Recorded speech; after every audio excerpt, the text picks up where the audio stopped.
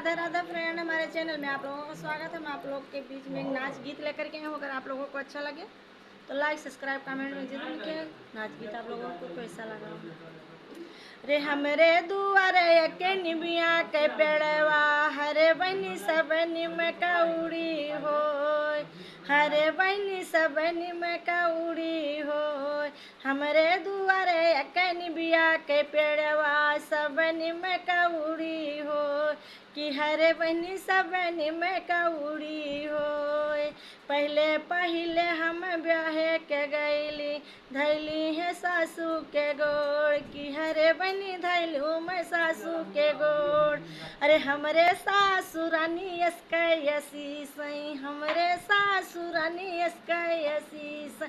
हरे बनी तोहरे लड़ी कवई हो।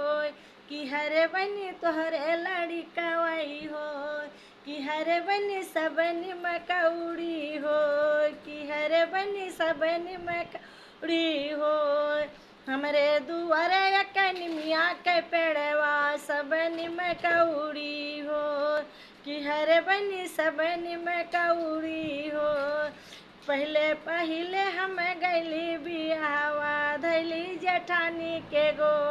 कि हरे बनी धैलू जेठानी के गोड़। हमरे जेठानी रानी यसकयसी कानी बिटिया वही हो। कि हरे बनी कानी बिटिया वही हो। हमरे जेठानी रानी यसकयसी सई। हरे बहनी तोहरे बिटिया वही हो। कि हरे बहनी तोहरे बिटिया वही हो। हमरे दुआरे के निमिया के पेड़वा सब निम कौड़ी हो। कि हरे बनी सब निम कौड़ी हो। अरे पहले पहले हम गैलू गवनवा धैलू ननदी जी के गो।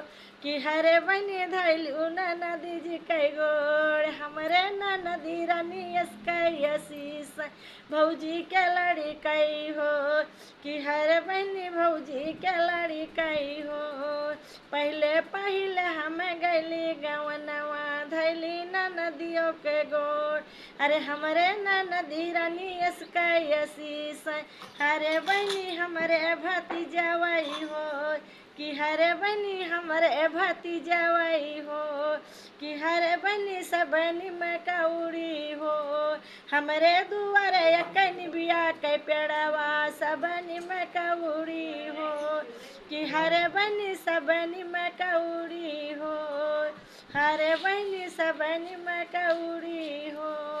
पहले पहले हम गैली बियावा धैली है सासू के गोड़। कि हरे बनी धैली मैं सासू के गोड़। हमरे सासू रानी यसकयसी सई। हमरे सासू रानी यसकयसी सई बहुहर के लड़ी का हो। कि हरे बनी बहुहर के लड़ी का हो। हरे बनी सब निम कौड़ी हो। कि हरे बनी सब निम कौड़ी हो।